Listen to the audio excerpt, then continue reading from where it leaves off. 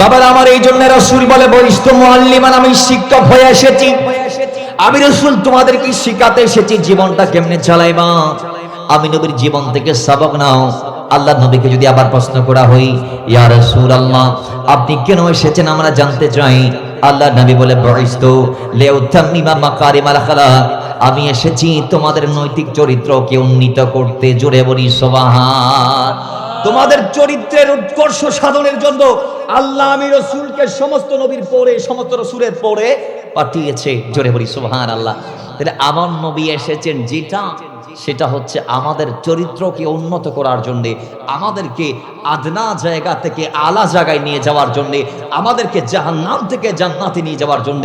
তাহলে বলুন, সেই নবীকে মানার দরকার আছে না নাই? সেই নবীর সুন্নাহ দিয়ে কি জান্নাত আশা করা যাবে? ভাই বলেন না, সেই নবীর সুন্নাহ দিয়ে কি জান্নাত আশা করা যাবে? এমনিতে এটা ইমানের ওপরে অস্ত্র শস্ত্র ইত্যাদি ইত্যাদি ফিতনা ফাসাদ, এগুলা অস্ত্রের চেয়ে বড় অস্ত্র, এগুলার মোকাবেলার টাইম। নবী যে বলছেন ওই ফিতনার জামানায় যদি ঈমান আমলকে তোমরা যদি সালামত রেখে হেফাজত রেখে জান্নাত পর্যন্ত যদি আসতে চাও, তোমরা যদি ঈমান নিয়ে কবর পর্যন্ত যাইতে চাও, আমি রাসূল দুটা ঠিকানা দিচ্ছি, দুটা ঠিকানা এখানে যাইতে হবে, এগুলা মানতে হবে। কি? একটা হচ্ছে কিতাব আল্লাহ, আল্লাহর কিতাব, পরেরটা হচ্ছে আমাদের বলছেন ওয়াসুন্নতি, আমি নবীর সুন্নাত। যুগে যুগে কালে কালে সমস্ত রাসূলকে নবীকে অনুপম চরিত্রশীল করে পাঠাইলেন। আল্লাহ প্রত্যেকটা রাসূলের ব্যাপারে, নবীর ব্যাপারে বলেছেন, এই যুগের উম্মতেরা তোমরা তোমাদের নবীদের অনুসরণ করো, আমি আল্লাহর একত্ববাদকে তোমরা অন্তরে পোষণ করো, লালন করো, আমি আল্লাহর ওয়াহদানিয়তের ঘোষণা তোমরা দাও, আর জীবনটা তোমরা তোমাদের নবীর কদমে গিয়ে রাসূল যারা আছে তোমাদের মাঝখানে আমি যাদেরকে নবুয়ত এবং রিসালাত দিয়ে পাঠাইলাম, তোমরা তোমাদের জীবনটাকে তোমাদের নবীর মতো করে চালাও। জোরে বলি সুবহানাল্লাহ। প্রত্যেকটা নবীকে আল্লাহ অনুপম চরিত্রশীল করে পাঠাইলেন, কিন্তু আল্লাহ কোন নবীর চরিত্রের ব্যাপারে এত বড় কথা বলে নাই যে কথা আল্লাহ তার মাহবুব রাসূলের শান বলে দিয়েছে। জোরে বলেন সুবহানাল্লাহ। সূরা কলবের 4 আয়াত আল্লাহ বলছেন, বিসমিল্লাহির রহমানির রহিম, ওয়া ইন্নাকা লাআলা খুলুকিন আযীম। জোরে বলি সুবহানাল্লাহ। আজিম আমরা সবাই জানি, আজিম হচ্ছেন আল্লাহ। আল্লাহ, আল্লাহর শান হচ্ছে আজিম, আল্লাহ নিজে আজিম, তার শান আজিম। কিন্তু আল্লাহ বলছেন সুবহান রাব্বিয়াল আযীম, তোমরা বান্দারা যে রবের তারিফ করো রুকুতে গিয়ে, সেই রব আজিম রব, যার শান আজিম, সেই আজিম রব সেই শব্দটা আবার দিচ্ছে তার মাহবুবের শানে। আল্লাহ বলে, আমি আল্লাহ যেমন আজিম, আমি আমার বন্ধুকে যে চরিত্রটা দিলাম সেটাও হচ্ছে আজিম। এজন্য আল্লাহ বলছেন, ওয়া ইন্নাকা লাআলা খুলুকিন আযীম ইয়া রাসূলুল্লাহ, আমি আপনার চরিত্রকে এমন আজিম চরিত্র বানিয়েছি, এমন অনুপম চরিত্র বানিয়েছি, এমন ঐশী চরিত্র বানিয়েছি যে ইয়া রাসূলুল্লাহ আপনার গোটা জিন্দেগীর 63 বছরের প্রত্যেকটা সেকেন্ডকে যদি 1 সেকেন্ড করে, আবার সেই 1 সেকেন্ড থেকে যদি হাজার হাজার ভাগে ভাগ করা হয়, সেই 1 ন্যানো সেকেন্ড আবার যদি সেটাকে যদি কোটি ভাগ করা হয়, ইয়া রাসূলুল্লাহ আপনার চরিত্রের প্রতিটা ন্যানো সেকেন্ড এত অনুপম, এত ঐশী পর্যন্ত, এত ঐশীপূর্ণ, ইয়া রাসূলুল্লাহ আপনার একটি ন্যানো সেকেন্ড জীবনের কাটানো হায়াতে জিন্দেগিতে উম্মতেরা গুনাহ তো দূরের কথা, মাসিয়াত তো দূরের কথা, নিসিয়ান তো দূরের কথা, খাতা তো দূরের কথা, অন্যায় তো দূরের কথা, অবিচার তো দূরের কথা, আল্লাহর হাবিবের জিন্দেগির কাটানো একটা মুহূর্তে আপনি একটা কালিমা পাবেন না। জোরে বলেন বাবারা আমার, আল্লাহ কি বলেছে কোরআনুল কারীম, আল্লাহ রাব্বুল ইজ্জত সূরা আল ইমরানের 31 আয়াতে আল্লাহ ডাক দিয়ে বলি, তোমরা আমার নবীকে মানবা, ফাত্তাবিউনি, কাকে মানতে হবে? আমার নবীর অনুসরণ করা লাগবে। আল্লাহ বলে, কুল ইন কুনতুম তুহিব্বুনাল্লাহ ফাত্তাবিউনি। আল্লাহ রাব্বুল ইজ্জত ডাক দিয়ে বলে, যদি বান্দা আমার হতে চাও, যদি আমারে তুমি পাইতে চাও, আমার নবীর কদমে যাও, আমার নবীর কদমের ডিসটেন্স তুমি মেনে চলো, ফাত্তাবিউনি, নবীর দাবন করো, আমার নবীর পদাঙ্ক অনুসরণ করে তোমরা চলো, জোরে বলি সুবহানাল্লাহ। আল্লাহ বলেছে নবীর পদাঙ্ক অনুসরণ করতে। এখন আপনি কার কদমে কদমে হাঁটতেছেন?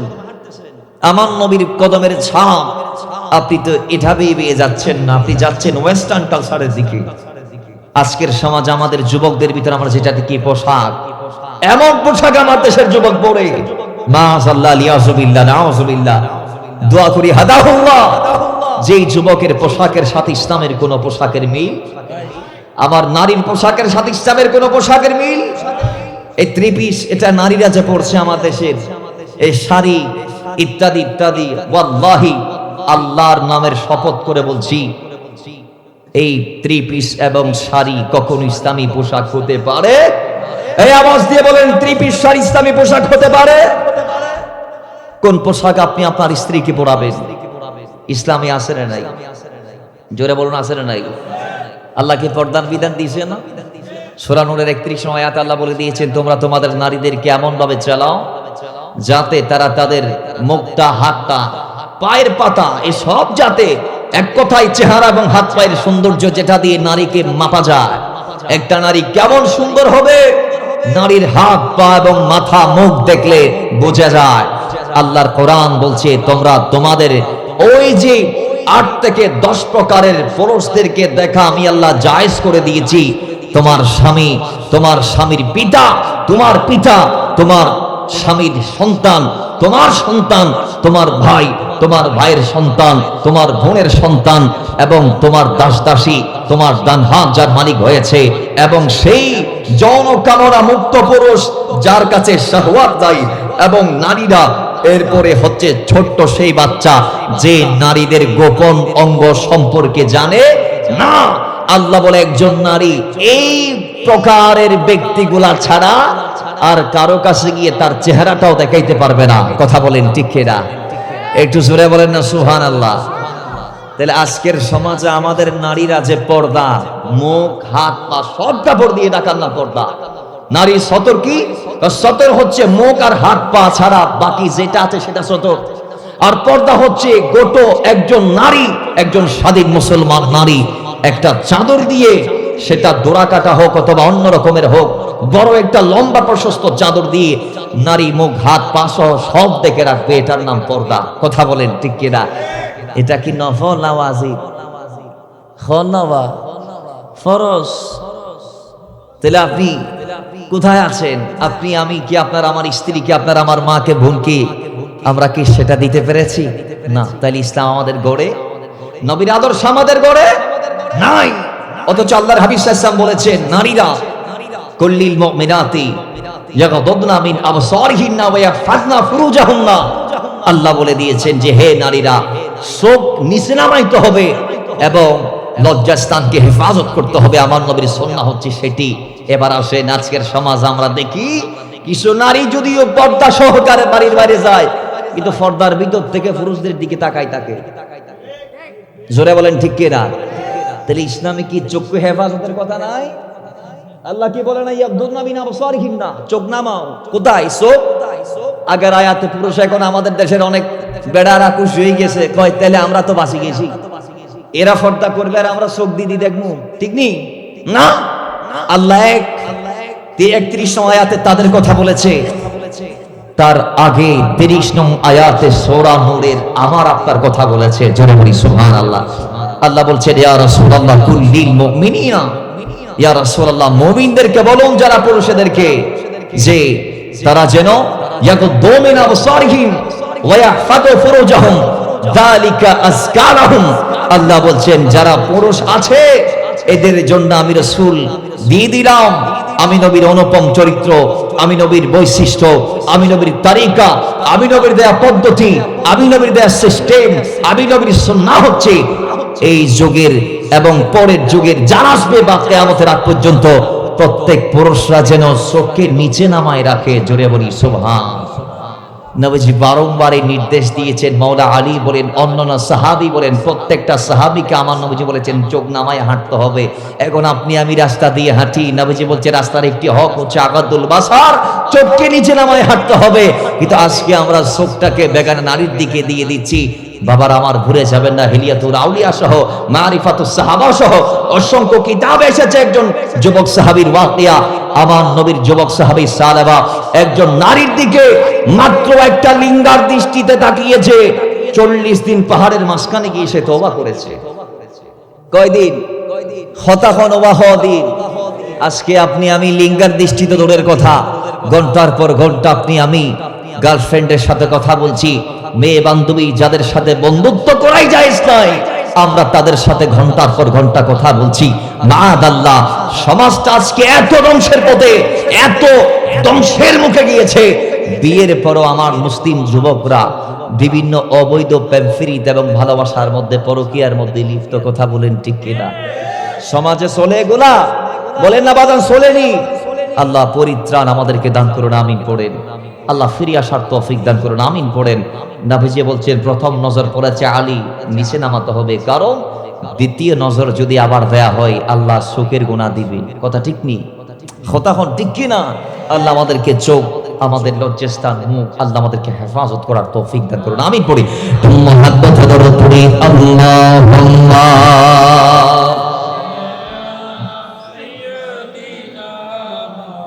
মাওলানা মুহাম্মদ ওয়া আলা আলি সাইয়্যিদিনা।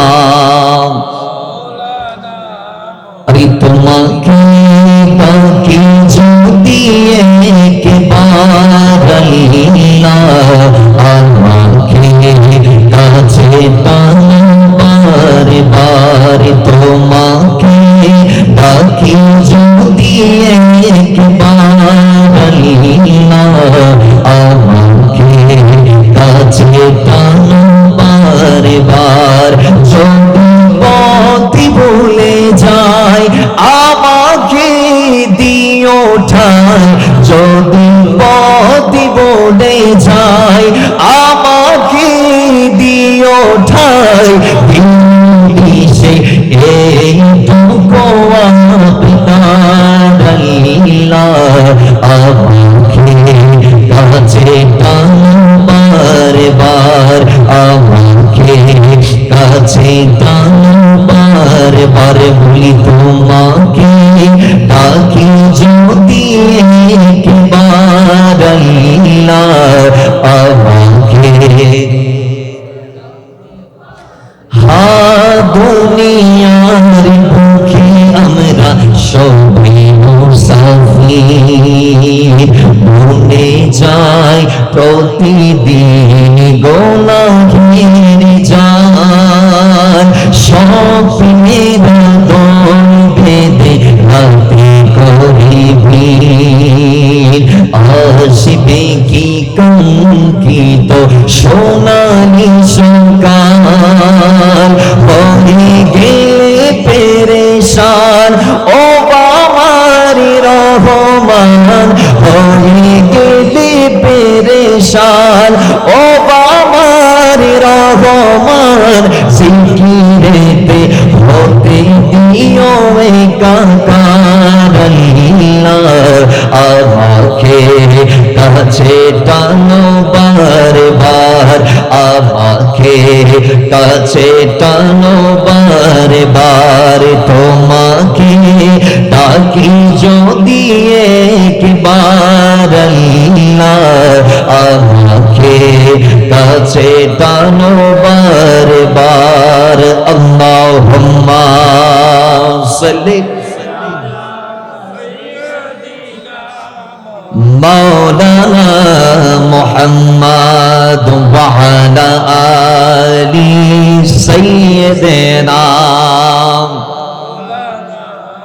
তাহলে আমাদের রব আলে ইমরানের 31 আয়াতে বলছে আমাকে পাওয়ার জন্য গোলামে মুস্তাফা হতে হবে, দামানে মুস্তাফায় যেতে হবে, আমার নবীর পদাঙ্ক মানতে হবে। আমার নবীর ইত্তেবা যদি করতে পারো, আমার নবীর অনুসরণ যদি করতে পারো, নবীকে ভালোবেসে যদি মানতে পারো, ইউহিব্বুকুমুল্লাহ, আমি আল্লাহর ভালোবাসা পেয়ে যাবে। জোরে বলি সুবহানাল্লাহ। তাহলে আমরা যুবকরা, বৃদ্ধরা, মাসুমরা, মহিলারা যদি আল্লাহর ভালোবাসায়, আল্লাহর হাবিবের কদমে যদি আমরা যাইতে পারি, তাহলে রব আমাদের হয়ে যাবে। কথা ঠিক নেই? কথা ঠিক নি বলেন না? আমরা যদি রবকে পাইতে রাসূলের দ্বারস্থ হতে পারি, রব আমাদের হয়ে যাবে। বলেন রব আমাদের। রবকে পাওয়ার জন্য একটাই রাস্তা, সেটা মুহাম্মাদুর। আল্লাহ বলেছেন কদ জাআকুম বুরহানুম মির রাব্বিকুম, যেখানে আমার দলিল আমার বন্ধু, সেখানে ওই বন্ধুকে ছাড়া আমি আল্লাহকে পাওয়া যাবে না। আজকে অনেক দল রাসূল বাদ দিয়ে আল্লাহকে পাওয়ার ব্যর্থ চেষ্টা করছে, আছে না নাই? আপনি দেখবেন তাদের ব্যানারে, পোস্টারে, স্লোগানে লা ইলাহা ইল্লাল্লাহ আছে, মুহাম্মদুর রাসূলুল্লাহ নাই। নারে তাকবীর আছে, নারে রিসালাত নাই। লিল্লাহি তাকবীর আছে, রিসালাত। আর কিছু দল আছে, এক পাশে আল্লাহু আর এক পাশে আকবর। তো ফরের লাইনে রাসূল আকবরটা দেওয়া যায় না? কি বলেন না ভাই? লা ইলাহা ইল্লাল্লাহ, নারে তাকবীর, এটাই মুহাম্মদুর রাসূলুল্লাহ, এটাই নারে রিসালাত। বলেন কিয়ামত পর্যন্ত যদি কেউ লা ইলাহা ইল্লাল্লাহ যদি কিয়ামত পর্যন্ত বলে বলে দনি উড়ায়, ফেনা তুলে, সে কি মুসলমান হতে পারবে? জোরে বলেন, জোরে বলেন। যেই মাত্র বলে দিবে মুহাম্মদুর রাসূলুল্লাহ, আল্লাহ বলে লা ইলাহা ইল্লাল্লাহ বলা হয়ে গেছে। সুবহানাল্লাহ পড়বেন না? আর একটু জোরে বলেন না সুবহানাল্লাহ। কারণ আল্লাহ বলছেন মাইয়ুতিআর রাসূলা ফাকাত, নবীর ইতাআত করা মানি তো আমার ইতাআত করা। তার মানে মুহাম্মদুর রাসূলুল্লাহ বলাই মানি, নারে তাকবীর বলা। সুবহানাল্লাহ পড়বেন না? আর একটু জোরে বলেন না সুবহানাল্লাহ। তাহলে আসুন সে রাসূলের কদমে আমরা গিয়ে অনুসরণ করব। আল্লাহ শুধু এই আয়াতগুলোতে বলে নাই, আল্লাহ আরো বলছেন সূরা আহজাবের 21 নং আয়াতে যে দুনিয়ার জমিনে আল্লাহ সবচেয়ে দামি চরিত্র দিয়ে আল্লাহ কাকে পাঠিয়েছেন? আল্লাহ বলছেন লাকাদ কানা লাকুম ফি রাসূলিল্লাহি উসওয়ায়ে হাসানা, আমার নবী। সুবহানাল্লাহ কি বলা যাবে না? আরেকটা জোরে বলি সুবহানাল্লাহ। আমরা এটা নিয়ে একটু সামনে যাব ইনশাআল্লাহ। উসওয়ায়ে হাসানা আল্লাহ তার বন্ধুর জীবনে রেখেছে, কথা আমার নয়, কথা কার? একটু জোরে বলি কথা কার? সেই নবীর 63 বছর জিন্দেগিতে উসওয়ায়ে হাসানা আছে, এটা সমস্ত সাহাবীদের বিশ্বাস, সমস্ত তাবেঈদের বিশ্বাস, সমস্ত তবে তাবেঈদের বিশ্বাস, যুগের উলামাদের বিশ্বাস, আল্লাহর ওয়ালিদের বিশ্বাস, এবং আমরা সুন্নি মুসলমানদের বিশ্বাস। কিন্তু আজকে একটা দল আছে যেই নবীর চরিত্রকে আল্লাহ উসওয়ায়ে হাসানা করে, আল্লাহ খুলকা আজিম করে জমিনবাসী আমাদের জন্য পাঠিয়েছে। আজকে আমাদের কিছু ভাই যারা আমাদের মতো মাথায় টুপি দেয়, গালে দাঁড়িয়ে আছে, পরনে জুব্বা আছে, এটা তারা বলছে আমরা রাসূলকে মানি, তবে 63 বছরের জন্য নয়, 23 বছরের জন্য। নাউজুবিল্লাহ, জোরে বলেন, আরো জোরে বলেন নাউজুবিল্লাহ। কয় বছর? 23 বছর। বলেন কয় বছর? যেটা বাদান নবুয়া, যেটা বাবার আমার তারা বলে আমরা মানি রাসূলকে, তবে আমার নবীর 23 বছরকে মানি, যেটা বাদান নবুয়া। মাআযাল্লাহ বলে আল্লাহ নবী নাকি ভুল করেছে, এই জন্য কাবালান নবুয়তকে তার স্বীকার করে এলানে নবুয়ত রাসূল 40-এ যদিও আমাদের কানে দিয়েছেন, বরং আল্লাহর নবী 40 বছরে নবী হয়েছেন নাকি আদমেরও আগে নবী হয়েছেন?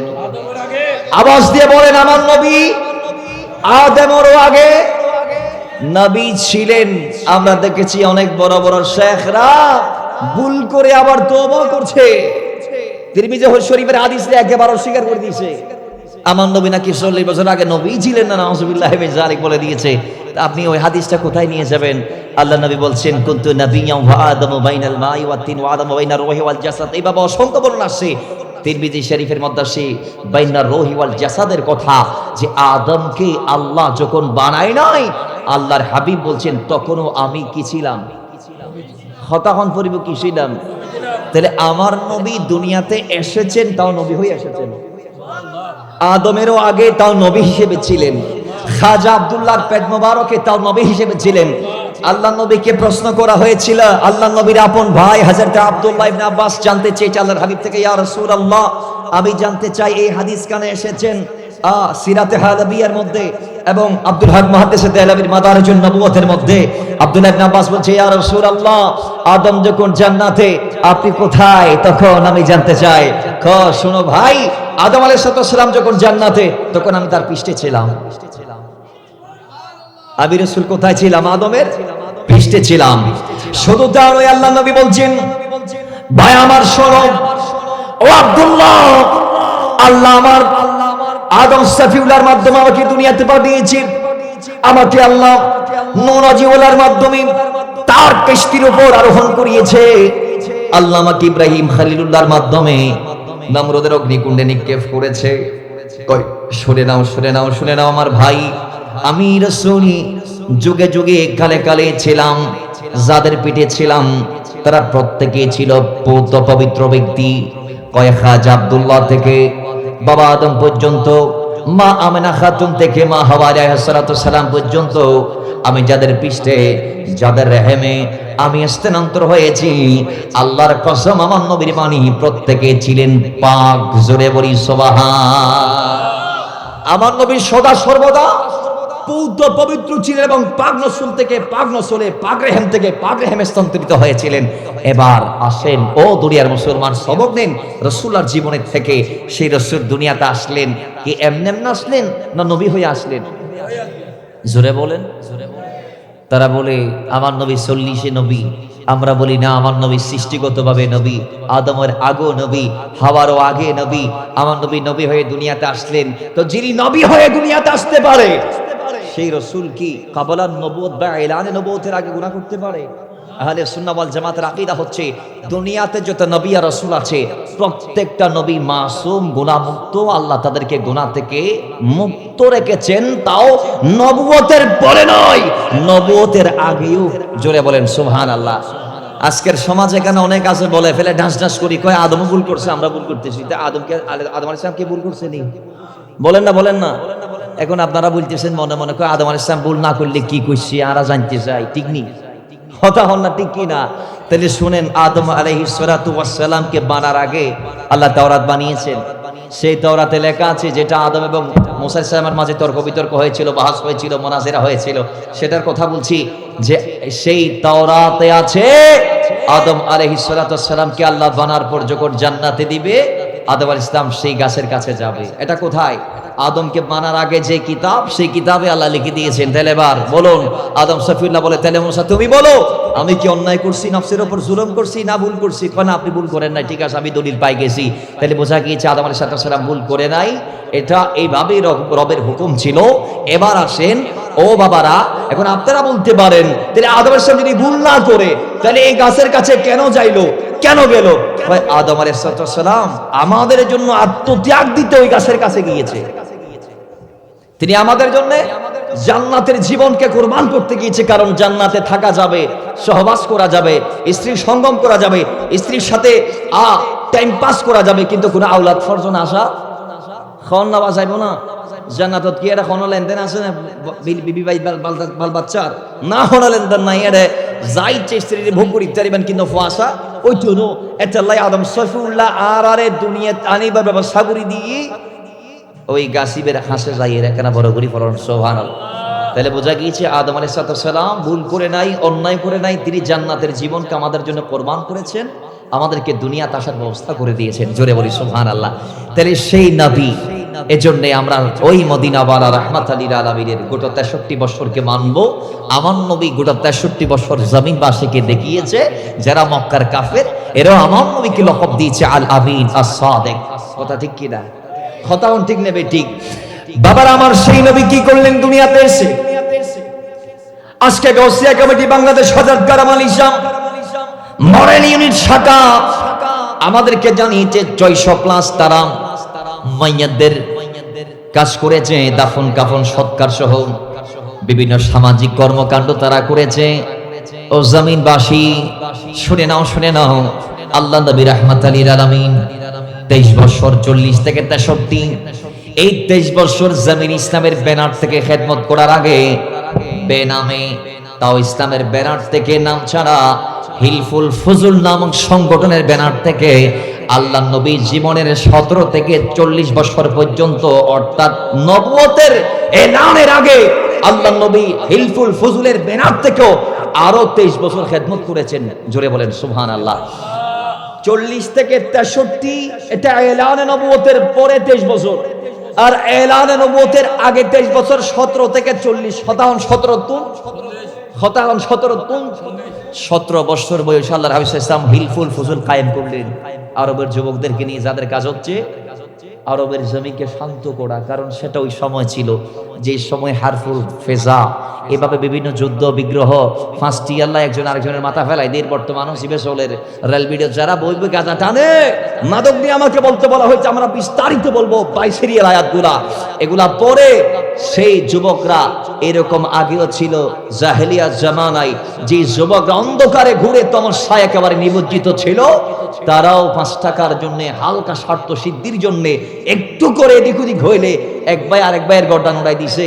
এরা যুগের পর যুগ যুদ্ধ করছে, এরা নিজেও জানে না কেন যুদ্ধ করতেছে, নিজেও জানে না কেন মারতেছে, বা মারি খাইলেও বুঝতেছে না তারা কেন মারা হচ্ছে।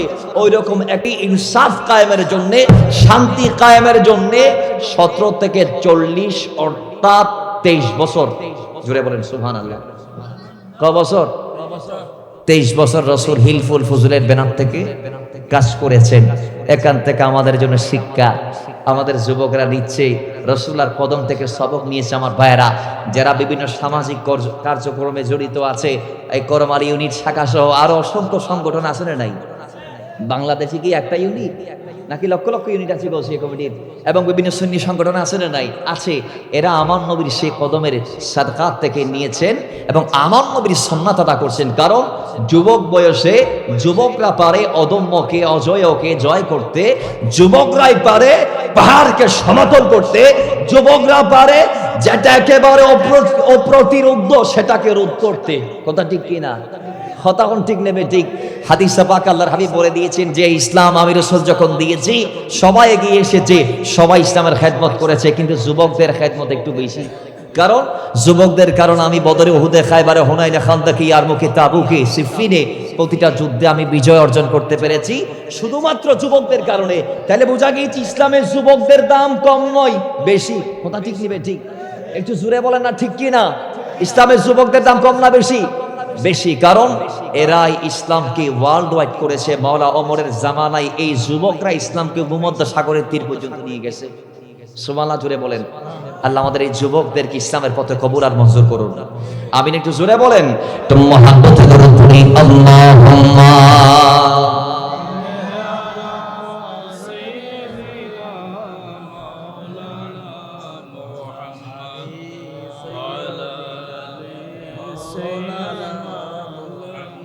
भाई जिसका कोई सानी नहीं कि वो नबी हमारा है,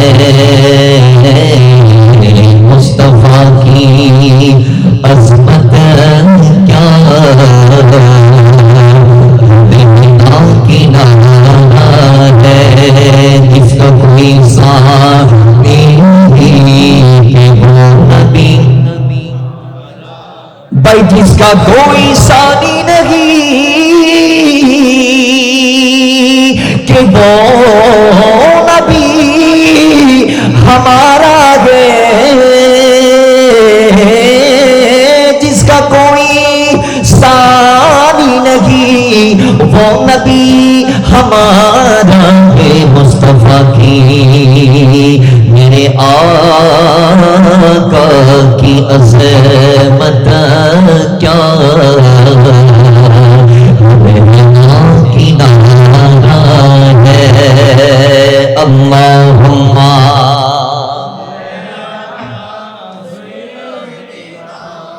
मौलाना मुहम्मद व अला आलि सय्यिदना,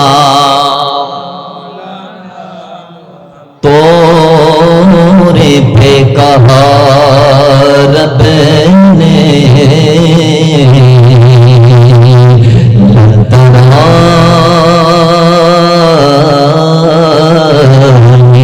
मूसा, भाई तोरे पे कहा रब ने लंतरा मूसा, तोरे पे कहा रब ने लंतरानी मूसा, लेकिन मेरे आका को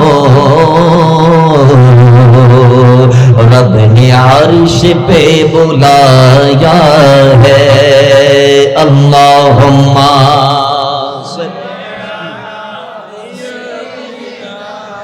मौलाना मुहम्मद व अला आली सय्यिदना বাবার আমার আল্লাহর নবী রাহমাতুল লিল আলামিন এইভাবে গোটা জিন্দেগীর প্রত্যেকটা পড়াতে কাবলার নবুয়ত বাদান নবুয়ত মক্কি জীবন মাদানী জীবন যুদ্ধকালীন জীবন এইভাবে আল্লাহর নবী ঘর থেকে শুরু করে জিহাদের মাঠ পর্যন্ত আমরা কেমনে চলবো, আমরা কেমনে বলবো, আমরা কেমনে কদম দিব, জমিনে জীবনটা কেমনে অতিবাহিত করব, হায়াতের মূল্যবান সেকেন্ডগুলো কেমনে গুজার করব, বলুন আল্লাহর নবীর জীবন আমাদের জন্য সবক আছে না নাই? আওয়াজে বলি আছে না নাই? এজন্য আল্লাহর হাবিবের মাধ্যমে বলছে ইয়া রাসূলুল্লাহ আপনি বলে দিন না বয়স্ত মাল্লিমান, আপনি এসেছেন মানুষকে শেখাতে। সুবহানাল্লাহ বলা যাবে না?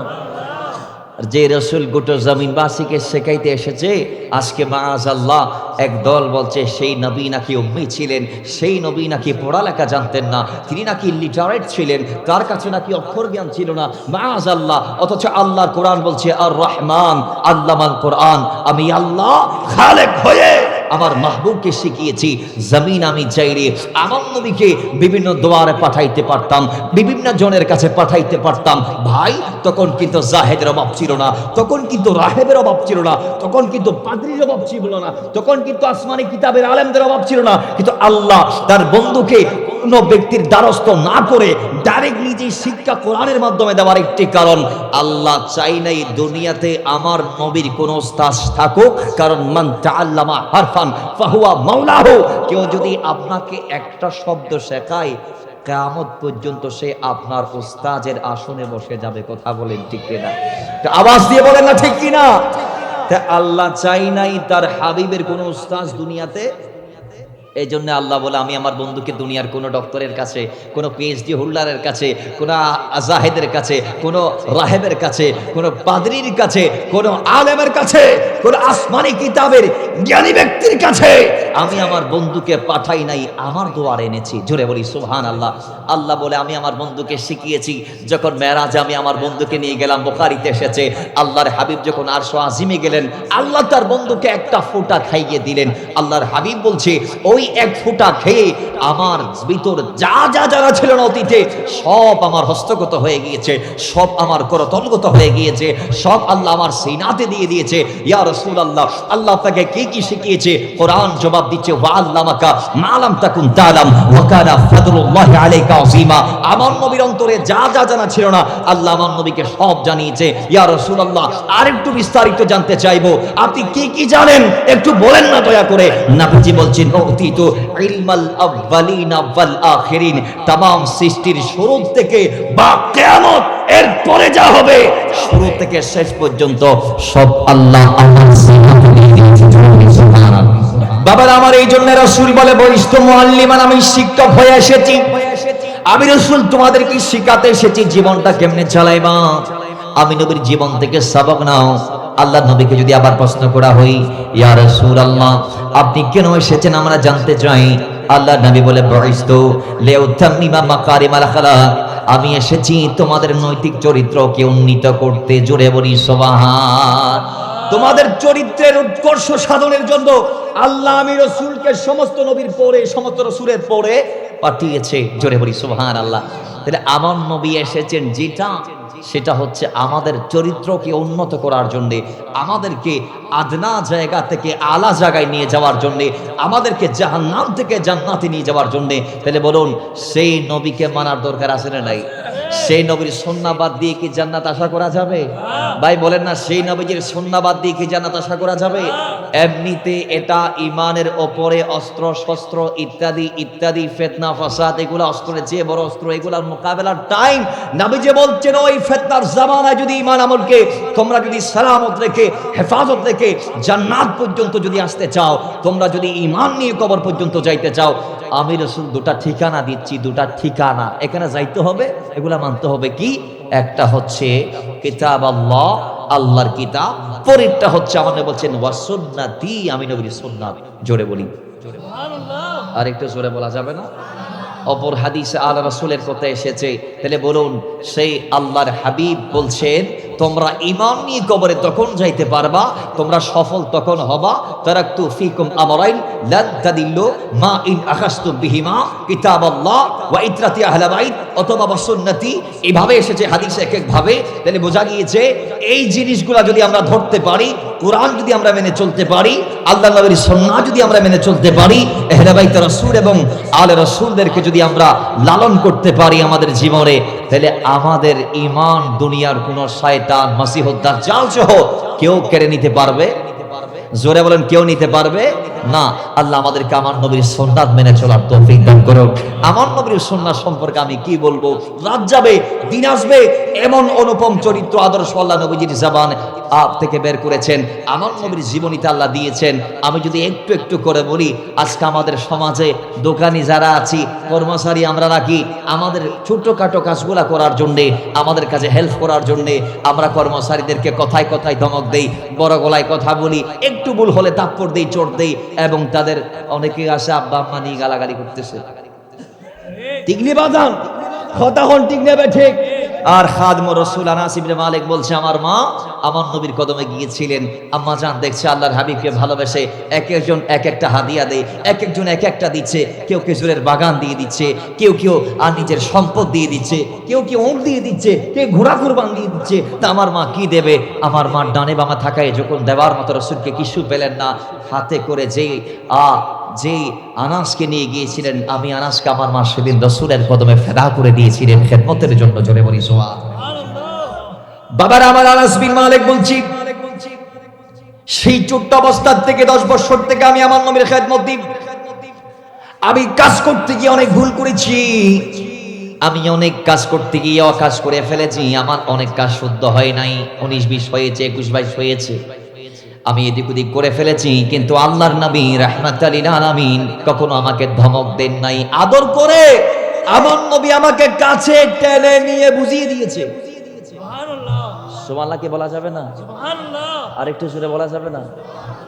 তাহলে আমরা যদি আমার নবীর আদর্শকে মানতে চাই, আমরা কি কথায় কথায় কর্মচারীদেরকে ধমক দিতে পারবো? সবজির দোকানে চাকরি করে বলে এদের কি মান সম্মান নাই নাকি রে বাজান? আপনার মুদির দোকানে চাকরি করে বিদায়, আপনার অফিসের পিয়ন বিদায়, উনার কি মান সম্মান নাই নাকি? উনি কি আল্লাহর বান্দা নয়? উনি আপনার মতো একজন ব্যক্তি। আল্লাহ চাইলে আপনাকে তার মকানটা দিতে পারতো, আর তাকে আপনার মকানে আনতে পারতো। তো আল্লাহ আপনাকে আপনার মকানটা দিয়েছে, তাকে আপনার খেদমতের জন্য আল্লাহ উপযুক্ত করেছে। আপনি মালিক বিদায় তার উপর যদি জুলুম করেন, কাল কিয়ামতের মাঠে আল্লাহর সামনে কি মুখে কথা বলবেন, কি জবাব দিবেন? আল্লাহ চাইলে তো তার জায়গায় আপনাকে মুহূর্তে নিয়ে যাইতে পারে, ঠিক কি না? মালিককে কর্মচারী বানাইতে আল্লাহর কি 2 বছর লাগবে নাকি? 2 মাস লাগবে নাকি? 2 দিন লাগবে নাকি? 2 মিনিট লাগবে নাকি? 2 সেকেন্ডও লাগবে না। কথা বলেন, 2 সেকেন্ডও? এই জন্য আমরা গোলামদের প্রতি কি হব? সহনশীল হব। বলেন, আমরা কর্মচারীদের প্রতি কি হব? সহনশীল হব। আরেকটা গোলামের ওয়াকি আমরা বলছি, আল্লাহর হাবিবের পালক পুত্র ছিলেন হযরতে যায়েদ বিন হারেসা। বলি যায়েদ বিন হারেসা, তিনি আল্লাহর হাবিবের কদমে ছিলেন। তার এই গোলামিয়তের জিন্দেগির ব্যাপার অনেক লম্বা ওয়াকিয়া। তার আম্মা জান ছোট্ট মাসুম হারেসাকে নিয়ে, যায়েদকে নিয়ে গিয়েছিল তার বাবার বাড়ি, অর্থাৎ যায়েদ বিন হারেসার নানার বাড়ি যাবার পরে হঠাৎ করে নানার বাড়ি থেকে কিছু ব্যক্তিরা তাকে অপহরণ করে নিয়ে ওকাশ মেলায় বিক্রি করে দিয়েছেন। তো বাবারা আমার, সে যখন ওকাশের মেলায় বিক্রি হলো, এমন একজন ব্যক্তির হাতে তার রশিটা উঠলো, যে ব্যক্তি ছিল মা খদিজার ভাইপো। সুবহানাল্লাহ জোরে বলেন। আমরা চট্টগ্রামের ভাষায় বলি বাইফুত। বাইফুত কি ফুত? হতাহন কি ফুত? বাইফুতার সামনে চেহারা কোলা রাহি যখন জায়েজ আছে, বাইফুতার সামনে হাত মুখ দেহন জায়েজ আছে। পর্দা গরম ফৈত্যনো 70টা কিলো বাইফুতার সামনে যাইতে গেলে। আল্লাহ এই আয়াতে বলে দিয়েছেন অনেক কথা। আল্লাহ তো নারীদেরকে পায়ের আওয়াজ করো না হাঁটতে বলেছেন, অনেক লম্বা বাকিয়া পর্দার ব্যাপারে যেটা। তো বাবার আমার কিন্তু ভাইপুর সামনে চেহারা খোলা রেখে যাইতে পারবে। সেই ভাইপু আম্মা জান খাদিজা, তিনি ওই যায়েদকে কিনে নিল, কিনে নিয়ে তার ফুফি আম্মাকে এসে দিয়ে দিল। সুবহানাল্লাহ জুড়ে বলেন। আচ্ছা, আমাদের এখানে বড় লোক আছে না নাই? জমিদার আছে না? জমিদার যারা টিওলা বেয়াগুনে টিয়া দেয় উঠে আরে, ঠিক নিবে? ঠিক জীবের তে গরদ গরির কালেকশনের অভাব নাই, দেবেন দিয়ে কুরবানে করি বনিতে পা দেয়। জীবিত গরদ বুড়ি বুড়ি পাঞ্জাবি আর আলেমুল আমল আর হুজুরল আর ছাত্র বায়ল যারাতে পাঞ্জাবি সমনর দেখা যাতে পাঞ্জাবি ব্যাগুন গিফা দিতেরা কথা ঠিক নেবে ঠিক। তো তার মানে সেই যুগ থেকে এটা চলে আসছে। তো আম্মাজান খদিজার তার কি খাদেম খুদবানের অভাব ছিল নাকি বাজান? আইয়ামে জাহেলিয়া থেকে শুরু করে তিনি একদম ঐশ্বর্যপূর্ণ একটা পরিবারে তার জন্ম, তার বেড়ে ওঠা ছিল একেবারে ধনাঢ্য একটা পরিবারে, কোনো কিছুর ঘাটতি তার ছিল না। এবং ইসলাম আসার পর সেই মহিয়সী নারী আমাদের আম্মাজান ইসলাম প্রতিষ্ঠায় সব কোরবান করেছিল। আল্লাহ আমাদের নারী যারা মহিলা দুই প্যান্ডেল থেকে শুনছে তাদেরকে ইসলামের জন্য দেওয়ার তৌফিক দান করুন। আরো সুরে বলি আমিন। আমার গোসে কমিটির বাইরে যে কোনো মুহূর্তে যাবেন নারীদের কাছে, বিয়ে শাদীর জন্য হোক অথবা মাহফিলের জন্য হোক অথবা মহরমের ফাতিহার জন্য হোক অথবা বিভিন্ন সোশ্যাল কার্যক্রমের জন্য হোক, নারীরা মাথায় রাখবেন যখন আমার ভাইরা যাবে আপনারা আপনাদের মন ভরে দান করবেন আল্লাহর জন্য। কারণ আল্লাহ রাস্তায় দান করা এটা আমার নবীর দেয়া আমাদের জন্য বিশেষ একটি হাদিয়া, যেটা আল্লাহর হাবিব নারীদেরকে স্পেশাল দিয়েছে। নবীজি বেশি বলেছেন নারীদেরকে দান সৎকা করতে, কারণ নবীজি মেরাজ রাতে দেখে এসেছেন নারীরা বেশি বেশি জাহান্নামে জ্বলছে। তো এখান থেকে উত্তরণের উপায় হচ্ছে দান করা। কি করুন খন আন নবী হই দে আইনো খন হই দে আন নবী কথা নারী হল আই দেখি যে তোমারা অধিক পরিমাণ জাহান্নামের জন্য জ্বলের। তো তোমরা যদি বাইসতেছো তোমরা বেশি বেশি দান সৎকা করো, তার দেখো তোমরা কি করো অধিক পরিমাণ দান সৎকা করো। আল্লাহ আর মা বোন হল দানের হাতরা প্রশস্ত করো। আমিন বাড়ি যে হবেন আমিন ফরন আরো বড় করি ফরন আমিন।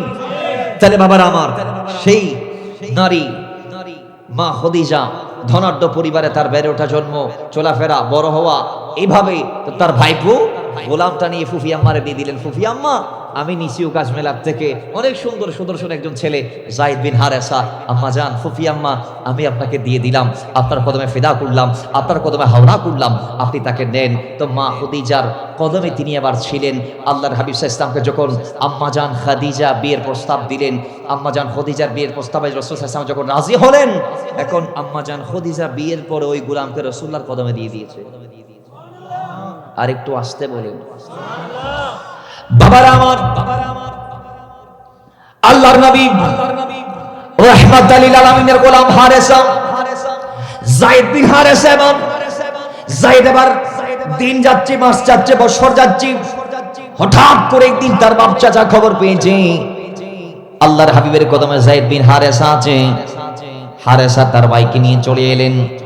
পুত্র যায়েদের খবর নিয়ে আল্লাহর নবীর কদমে গিয়ে এবার ডাক দিয়ে বলে, ইয়া রাসূলুল্লাহ আমি শুনেছি আপনি নাকি আমার সন্তানের মালিক হয়েছেন, আমি তার পিতা, যায়েদ আমার সন্তান, হারেসা আমার নাম।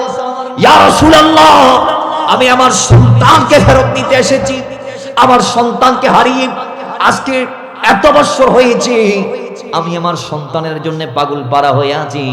ইয়া রাসূলুল্লাহ আমার সন্তানকে আমি নিতে এসেছি, দয়া করে মায়া করে মেহেরবানি করে আমার প্রতি দয়া করুন, আমার সন্তানকে আমার হাতে দিন।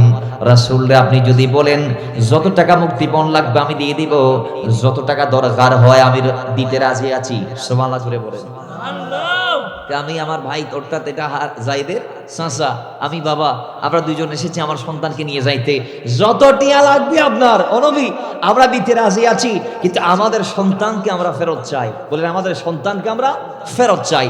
বাবারা আমার আল্লাহ নবী রাহমাতুল লিল আলামিন বলেন, হ্যাঁ যায়েদের পিতা আমার কোনো টাকা লাগবে না, তবে হ্যাঁ আমি এখন যায়েদকে তোমাদের কদমে দিয়ে দিব, আমি এখন তোমাদের সামনে তাকে আনবো, সে যদি যাইতে চাই তবে আমার কোনো আপত্তি থাকবে না, কিন্তু যদি সে থাকতে চাই আমি তাকে ফেরত দিতে পারবো না। জোরে বলি কোন গোলাম যদি আল্লাহর হাবিবের কদমে এসে যায় আশ্রয়, রাসূল তাকে ধমক দিয়ে ফেরত দিতে পারবে না। এটা কোরআনের বিধান, কোরআনের বাণী। এখন যায়েদকে আনা হলো, আব্বা চাচার সামনে দাঁড় করাই দেওয়া হলো। আব্বা চাচা বলছে, আয় সন্তান আজকে তোকে আমরা নিতে এসেছি, ওগো আমাদের যুগের জাদুমণি, আমাদের বুকের দম, আমাদের মানিক, আয় বাচ্চা তোর বাবা আমি এসেছি, তোর শাসারেও নিয়ে আসছি, আমি আর আমার ভাই অর্থাৎ তোর বাপ চাচা তোরে আনতে এসেছি, আয় আমাদের বাড়ি চলে যায়, আয় সন্তান আয় আমার বুকে আয়। যায়েদ বলছে, আব্বা জান আমি যাব না, কারণ আমার নবী বলে দিচ্ছে যায়েদ তোমার বাপ চাচা আসছে তোমার নিতে, তুমি চাইলে যাইতে পারো, আর তুমি যদি থাকতে চাও থাকতে পারো। সুবহানাল্লাহ জোরে বলো। এখন ফিতার চাচাও ডাক দিছে, আই সন্তান চলি আয় আমাদের সাথে। এখন জায়েদ বলছে আমি যাব না। কেন? তুমি কি স্বাধীনতার পরিবর্তে পরাধীনতাকে গ্রহণ করে নিয়েছো? তুমি কি শিকল মুক্ত জীবনকে বাদ দিয়ে শিকল যুক্ত জীবনকে প্রাধান্য দিচ্ছ, প্রায়োরিটি দিচ্ছ? তখন জায়েদ বলছে আল্লাহর কসম করে বলছি, কি বলছেন এগুলা? আপনারা কি এই নবীকে ছিলেন? ইনার অনুপম শিষ্টাচার, বৈশিষ্ট্য, ওনার চরিত্র সম্পর্কে কি আপনাদের কোনো ধারণা আছে? শুনুন আব্বাজান, দুনিয়ার রাজাই বাদশাহীর চেয়ে এই নবীর কদমে গোলাম হয়ে পড়া টাকাটা অনেক সৌভাগ্যের। জোরে বলেন সুবহানাল্লাহ। কারণ আমি আজকে দীর্ঘদিন দীর্ঘ বছর ওই নবীর অনুপম চরিত্র দেখেছি। সেই নবীকে আর আমাকে পরিমাপ করা লাগবে না, আমি তাকে পরিমাপ করে ফেলেছি। আমি জায়েদ বিন হারেসা বলছি, আল্লাহর এই জমিনে ইনার মতো কোনো ব্যক্তি আমায় আর দেখি নাই। জোরে বলি সুবহানাল্লাহ। তাহলে আমার নবী কেমন গোলামের মুখের কথা, আমার নবী কেমন গোলাম আনাসের মুখের কথা, আমার নবী কেমন গোলাম জায়েদের মুখের কথা, সেই রসুলের জীবন আপনি দেখবেন। আমার নবীর জিন্দেগিতে ঈমান আমল থেকে শুরু করে এমন কোনো সাইড নাই, এমন কোনো কাজ নাই যেটা রসুল করে মানুষদেরকে শেখায় নাই। আমার নবী বলছে উম্মত, আমি চাইলে উহুদ পাহাড়কে স্বর্ণ করে আল্লাহ আমার ইতাআত করে দিত, আমার পিছন পিছন পাঠাই দিত। আমি চাইলে সেখান থেকে নিয়ে নিয়ে খরচ করতে পারতাম, কিন্তু আমি সেটা চাই নাই। আমি আমার ধনাঢ্য জীবনের পরিবর্তে গরিবিয়তকে গ্রহণ করেছি। মাথায় রাখো, গরিবই আমার চাদর। আর যারা আমার উম্মতরা গরিব হয়ে দুনিয়াতে হায়াত গুজার করবে কিয়ামতের দিন, ওয়া মাইয়াল ফুকারাউল মুমিনিনা মিন উম্মতি, আমি রাসূল যখন জান্নাতে কদম দিব, আমার গরিব উম্মতরা আমার সাথে জান্নাতে যাবে। আর একটু জোরে বলেন সুবহানাল্লাহ। তাহলে আমার নবী গরিবদেরকে হতাশ করে নাই, এবং আমার নবী শিখিয়ে দিয়েছে যেই নবীর কথায়, যেই নবীর ইশারায় আসর মাগরিব আবার আসর হয়ে যায়, যেই নবীর ইশারায় চাঁদ দুই টুকরা হয়ে যায়, যেই নবী হাত উঠাইলে আল্লাহ জমিনে জিবরাইলকে পাঠিয়ে দেই জান্নাতের আপেল নিয়ে, যেই নবী হাত উঠাইলে আল্লাহ জান্নাতের পোশাক নিয়ে রসুলের কদমে জিবরাইলকে পাঠিয়ে দে, যেই নবীর মন চাইলে আল্লাহ কাবাতুল্লাহকে কিবলা বানিয়ে দেই, সেই রসুল আল্লাহর এই জমিনে যদি চাইতো, আল্লাহ আমি চাই আমাকে এমন জীবনটা দান করো, আল্লাহ দিতেন। কিন্তু রসুল চাই নাই, আমাদেরকে শিখিয়েছে। দেখো আমি রসুল এক সময় ছাগলের রশি পর্যন্ত আমার হাতে নিয়েছি। আর একটু জোরে বলেন খোদা কি কসম, ওই হাত সেই হাত ছিল যে হাতি ইশারা দেওয়ার সঙ্গে সঙ্গে তেরি अंगुली उठ गई महका कलीजा छिड़ गया, तेरी मर्जी पा गया सूरज पिराउल थे कदम, तेरी अंगुली उठ गई महका कलीजा छिड़ गया। রসুল আপনার নির্দেশ পেলে সূর্য আবার মাগরিব থেকে আসরে আসে, আপনার হাত উঠে গেলে চাঁদ নিজের কলিজাকে দুভাগ করে দেই। সুবহানাল্লাহ কি বলা যাবে না? তো সেই রসুল আমার নবী যদি বলতো, এই একজন মালায়েকা, এই ফেরেশতা, আমি তোমার দায়িত্ব দিলাম এই বকরি এগুলা তুমি দেখো, আমি রসুল রেস্টে আছি, ফেরেশতারা কি আমার নবীর কথা শুনতো না? কথা মানে আর নবীর কথা কি ফেরেশতা নইতো? উইনতো, কিন্তু আর নবী আর নশাই নিজে কষ্ট করছি, আর নবী কথা পারিশ্রমিকের বিনিময়ে কাফেরদের গোলামি করছি, কুবুত্তু ফানি তুললি চল রশিয়া তো দই নাই মা হালিমা তো সাদিয়ার গৃহে আসিলেন দিয়ে আইন নবী পরিশ্রম করছি, মতের শিক্ষা দিই। দুনিয়ার কোনো ফেসা ছোড়ো নয়, প্রত্যেক ফেসা আপন আপন প্রফেশনাল যে আসিবেল্লাহ অনেক বড় কথা, ঠিক নেবে ঠিক। এবার দারোয়ানের দায়িত্ব, হারামত্ব বাঁচিতে হইবেন, প্রয়োজনে দারোয়ানি ঘুরিবেন, হারামত্ব বাঁচিতে হইবেন, প্রয়োজনে সুইফারি ঘুরিবেন, হারামত্ব বাঁচিতে হইবেন, প্রয়োজনে মানুষের গোলামি ঘুরিবেন। আল্লাহ আর হারাম মুক্ত জিন্দেগি যাপন করিব তৌফিক দান করুক। আজকে আর দোয়া কবুল নদ অনেক কারণ আছে, এক কারণে হারাম খাই দেই, এবং আর নবীর সাফাত নফাইম দেয় এক কারণ হারাম খাইম দেই। ইয়ের অল্লাই আল্লাহ আর হারাম মুক্ত জীবন যাপন করি, আর নবীর সাফাতের মাধ্যমে জান্নাত পর্যন্ত পৌঁছিব তৌফিক দান করুক। আমি করুন এবার আইয়ুন নবীর জীবন অনুপম এক বৈশিষ্ট্য নেই, আরা করে রাজ্যে আর এক যাই না পারি, আর মাদকরিককে যাই। এই নবীজির জীবনে কি মাদক ছিল?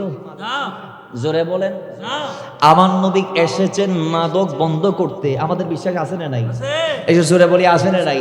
মাথায় রাখবেন, মাদকের ব্যাপারে অতীত আয়াত এসেছে। আল্লাহর হাবিবের কদমে একেবারে চূড়ান্ত আল্লাহ 3টা আয়াত নাযিল করলেন। প্রথম আয়াত আল্লাহ রাব্বুল আলামিন কোরআনুল কারীমের মধ্যে ইরশাদ করছেন মাদকের ব্যাপারে, যখন মাওলা ওমর সহ হযরত আনাস সহ কয়েকজন সাহাবী আল্লাহ নবীর কদমে গেলেন এবং জানতে চাইলেন মদের ব্যাপারে। মাওলা ওমরের একটা ইচ্ছা ছিল, আগ থেকে আল্লাহ যেন মদটাকে গায়েব করে দেই, মদকে যেন একেবারে গায়েব করে দেই। রাসূলের একটা মওলা ওমরের একটা এটা চাহনি ছিল, অন্তরের চাওয়া ছিল, বাসনা ছিল, কামনা ছিল। তো তিনি গিয়ে প্রশ্ন করলেন, ইয়া রাসূলুল্লাহ, মদ সম্পর্কে জানতে চাই। তখন সূরা বাকারার 219 নম্বর আয়াত নাযিল হলো। ক নম্বর আয়াত? 219 নম্বর আয়াত। বাবার আমার আল্লাহ বলছেন, ইয়াসালুনাকা আনিল খামর, ইয়া রাসূলুল্লাহ, তারা আপনাকে মদের ব্যাপারে, ওয়াল মাইসির, জুয়ার ব্যাপারে তারা আপনার প্রশ্ন করি, রাসূল আপনি বলে দিন, কুল ফীহিমা ইসমুন কাবীরুন, এটা অনেক বড় অন্যায়। আল্লাহ বলে, ইয়া রাসূলুল্লাহ, যারা আপনার কদমে এসে মদ জুয়ার সম্পর্কে, এই যে মদ জুয়া আরবের অনেককে দেউলিয়া করে দিয়েছে, পথের ফকির বানিয়ে দিয়েছে, এই মদ আর জুয়া আরবের অসংখ্য করকে ধ্বংস করে দিয়েছে, এই মদ জুয়ার সম্পর্কে যারা আপনার কদমে জানতে চাই, রাসূল আপনি তাদেরকে বলেন, কুল ফীহিমা ইসমুন কাবীরুন, এটা অনেক বড় অন্যায়, ওয়া মানাফিউ লিন-নাস, কিন্তু হ্যাঁ এখানে কিছু মানুষের ফায়দাও আছে, লাভ অল্প, আল্লাহ বলছেন লাভও আছে, তবে হ্যাঁ ওয়া ইসমুহুমা আকবারু মিন নাফইহিমা, আল্লাহ বলছেন তবে এটার উপকারের চেয়ে যেটা অপকার, ইবের বালাতুন জিন খারাবিন অনেক বড়, নাউজুবিল্লাহ করুন। তাহলে আরা মদ খাইয়ুম না সাজ্জুম, খাওয়ানোবা মদ খাইয়ুম না সাজ্জুম, ইবে প্রথম আয়াত। দ্বিতীয় আয়াত আল্লাহ নাযিল করছে সূরা নিসার 43 নম্বর আয়াত। আল্লাহ বলছেন, ইয়া আইয়ুহাল্লাযীনা আমানু লা তাকরাবুস সালাতা ওয়া আনতুম সুকারা, তোমরা নেশাগ্রস্ত অবস্থায় নামাজের ধারে কাছে যাইও না। একদিন একজন সাহাবী মদ খেয়ে সারা সালাতে আদা করতে গিয়ে, ইমামতি করতে গিয়ে কুল ইয়া আইয়ুহাল কাফিরুনা কয়েকটা জায়গায় ভুল করেছে। ভুলের পরে আল্লাহ আয়াত নাযিল করলেন, নামাজের আগে আর খাওয়া যাবে খন না, খাওয়া যাবো না যাইবো। তাহলে এরপরে চূড়ান্ত মওলা ওমর বারংবার যাইতো রাসূলের কদমে। একটা জিনিস যে ইমাম বুখারী বলেছেন, তিনটা জায়গায় আল্লাহ ওমরের মতকে প্রাধান্য দিয়ে তার মতের উপরে আল্লাহ আয়াত নাযিল করেছেন। ইমাম সুয়ুতী বলছেন 21 জায়গার কথা, ইমাম বুখারী বলছেন 3 জায়গার কথা। সেই 3 জায়গার একটা হচ্ছে মদের ব্যাপারে, কারণ মওলা ওমর বারংবার চাইতো মদটা একেবারে চিরতরে বন্ধ হয়ে যাক, হারাম হয়ে যাক। তো মওলা ওমরের চাওয়ার ব্যাপারেও আল্লাহ সূরা মায়েদার 90 নং আয়াত নাযিল করে চূড়ান্তভাবে মদকে মাটির নিচে দাফন করে দিলেন। সুবহানাল্লাহ, বড় করে কোন আল্লাহ বলছেন, ইয়া আইয়ুহাল্লাযীনা আমানু ইন্নামাল খামরু ওয়াল মাইসিরু ওয়াল আনসাবু ওয়াল আজলাম, ইয়া রাসূলুল্লাহ বলুন তাদেরকে বলে দিন, নিশ্চয় মদ, জুয়া এবং প্রতিমা, ভাগ্য নির্ধারক শর্ত যেগুলো আছে এগুলা সবগুলা হচ্ছে রিজসুন মিন আমালি শয়তান, নাপাক শয়তানের কাজ, এগুলা ঈমানদারের কাজ নয়। সুতরাং ফাজতানিবুহু, আমি আল্লাহ বলছি আজকের পর থেকে আর মাদকের দ্বারে কাছে যাওয়া যাবে। আল্লাহ যখন ফাজতানিবুহু বলে দিয়েছে, প্রত্যেকটা সাহাবী গোড়ের মদের হাঁড়িগুলা নিয়ে এমন ভাবে ভেঙ্গেছে, রাস্তায় রাস্তায় মদের ড্রামগুলা তারা ভেঙ্গে এমন ভাবে ফালাই দিয়েছে, সেদিন মদিনার অলিতে গলিতে মদের সমুদ্র হয়ে গিয়েছিল। এরপরে সেদিন থেকে রাসূল মদকে এক যুগে বদ্ধ করলেন। আমরা দেখছি আজকেও বাংলাদেশ সরকার মদের বিরুদ্ধে 0 টলারেন্স জারি করছে, ঠিক নেবে ঠিক, মাদক ফাইলি ক্রস হয়ে দিছে না, কিন্তু এরপর কি মাদক বন্ধ করতে পারছে? খানা পাইছিল বা নফারে কত্তুন ছাড়িব, সরকার ইন্দি মাদক বন্ধ করে ইন্দি মদের লাইসেন্স দেন। স্বরাষ্ট্র মন্ত্রণালয় জিবে আছে আর নাম নহইলে মার ইবে মদের লাইসেন্স ইস্যু করে না করে, খন বা ধরাইতে লাগবে নাকি আমরা, ইবে মদের লাইসেন্স ইস্যু করে না করে, মদের লাইসেন্স মানসুরে দি, মানসুরে মদর বাদ লই যাই। আবার ইন্দি মাদকের বিরুদ্ধে 0 টলারেন্স, ইনতোবা কি হইতে মাইয়েন ইন আল্লাহ আরলে মস্কারি করে দেরি কি রে দে। আমরা বলবো ইসলামী হুকুমতকে মানার চেষ্টা করুন, কারণ এই দেশ ইসলামের পণ্যভূমি, এটা বিশ্বের অন্যতম একটা বৃহত্তম মুসলিম দেশ। এদেশে মুসলমানরা সংখ্যাগরিষ্ঠ, এদেশের 91.4 এখন 2 সুই হবে, শতকরা 92 জন মুসলমান দেশ। ইয়েনত কোরআন মানতে সমস্যা কি হওয়া, ঠিক নেবে ঠিক, কথাখন ঠিক নেবে ঠিক। সরকারে যদি মদের বিরুদ্ধে যদি কোরআনর যে ফাইসালাই বানিলি, সমস্ত মদর মারবিন বন্ধ করে দিলি, দেশিয়ানত তো বা মদ দিয়া তাইব না, কথাখন না তাইব না। আর নবী মদ কেন্দ্রিক 10 জনের লানত দিয়ে জিবে খায়, জিবে বেসে, জিবে আমদানি করে, জিবে আমদানি গড়ায়, জিবে এর দারোয়ান আছে ইত্যাদি, জিবে নির্যাস বের করে, জিবে এর পানি মিশায়, এইভাবে আরতদার, মজুরদার, খরিদ্দার, বিক্রেতা, ক্রেতা বানাইয়ে লইয়ে হইয়ে এইভাবে 10 প্রকার ব্যক্তি মদের সাথে সংশ্লিষ্ট সংযুক্ত, আমার নবী এদেরকে লানত করেছে। তেরে যেই মদ খায়, যে মদ বেচে, যে মদের দারোয়ান, যে মদের বার চাকরি করে, যে মদ মানুষের বাড়ি দেয়, যে সরবরাহ করে, যে আনি দেয়, যে মদের কেয়ারটাইকার, যে ডালি দেয়, যে খাওয়াই দেয়, যে প্রস্তুতকারক, যে আমদানিকারক, যে মদ থেকে ছান নির্যাস বের করে, এদেরকে রাসূল যেহেতু লানত দিয়েছে, তা আমরা কি এগুলো আর করতে পারবো না? কথা কনা ভাইজম না, এ মাতন না ভাইজম না। আল্লাহ আর ফিরিয়ে এবার তৌফিক দান করুক। মাদক ইবা আইয়ামে জাহেলিয়াত মওলা ওমরে বারংবার বন্ধ করি বিল্লাহি রাসূলের কথা বারো কি হতে মদত তো দূরাইতে হর, এবং আল্লাহ বলছেন যদি দূরে আসতে পারো লাআল্লাকুম তুফলিহুন, সূরা মাইদার 90 নং আয়াতের শেষ অংশ। আল্লাহ বলে তুমি সফল হতে পারবা। আল্লাহ আমাদেরকে সফল হওয়ার জন্য মদ থেকে দূরে আসার তৌফিক দান করুক, আমিন। এই মদকে কেন্দ্র করে আল্লামা ইবনে কাসির রাহিমাহুল্লাহ লিখেছেন, হারুত এবং মারুত নামে যে দুজন ফেরেশতা এসেছিল, এরা এই মদকে আল্লাহর সাথে শিরক করেছে, মানুষ হত্যা করেছে, ইসমে আজম শিখিয়ে দিয়েছে, এবং ওরা অনেক অন্যায় করেছে। একজন নারীর চরিত্র হরণ করেছে, ব্যভিচার করেছে একজন নারীর সাথে। কিয়ামত পর্যন্ত তাদের শাস্তি হচ্ছে বেবিলন শহরের মধ্যে যাদেরকে আল্লাহ পাঠিয়েছিলেন। তাহলে এই দুজন ফেরেশতা পর্যন্ত একমাত্র মদ সেবনের কারণে তারা তাদের সব হারিয়েছে, ঠিক নেবে ঠিক। তো সেখানে আমরা যদি খাই আমাদের কি হাল হবে? আল্লাহ আমাদেরকে মদ, মাদক ইত্যাদি ইত্যাদি যা আছে সমাজে, আল্লাহ আমাদেরকে মদ, জুয়া ইত্যাদি ইত্যাদি সাইড থেকে সন্ন্যাস সিস্টেম বহির্ভূত যেগুলা দুনিয়াতে আছে সে সব কাজ থেকে, যে কাজ থেকে রাসূল সাল্লাল্লাহু আলাইহি ওয়াসাল্লাম বলেছেন যে ওয়ামা নাহাকুম আনহু ফান্তাহু, আমি যা নিষেধ করেছি তা ছুঁড়ে মারো জীবন থেকে, এইগুলো আল্লাহ আমাদেরকে বন্ধ করার তৌফিক দান করুক, আমিন। এবং মা আতাকুমুর রাসূলু ফাখুযুহু, রাসূল আমাদেরকে যা দিয়েছেন আল্লাহ আমাদেরকে তা মানার তৌফিক দান করুন, আমিন।